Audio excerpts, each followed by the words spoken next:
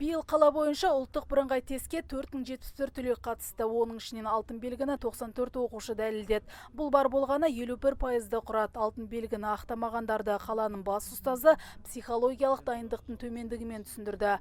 Ал шектік деңгейге де жете алмай төмен нәтиже көрсеткен 4 мектептің директорына тәртіптік шара көрілген.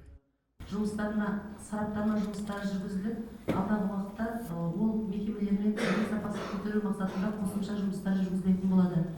Ұлттық бірыңғай тесттің қорытындысы бойынша өзінің лицей деген атағына ие бола алмаған білім мекемелері бар.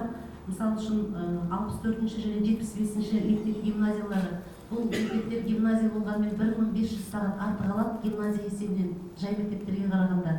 Оған қарамастан білім сапасының деңгейі өте төмен көрсеткіш көрсеткен гимназиялар болды. Қала әкімі лицей атағына кір келтірген директорлардан бастап мұғалімдердің білімін тексеруге пәрмен берді. Ал дөрекі ұстаздардың тіпті мектепте жұмыс істемеуін қадап айтты. Олар білім ошағында сыпайы болуы тиіс. Это касается многих учителей. Я видел своими глазами, как они с детьми разговаривают. Вот оттуда и дети, они учатся этому, и завтра точно так же будут разговаривать. Поэтому бұл мәселеге сіз енді жаңадан тағайындалдыңыз ғой.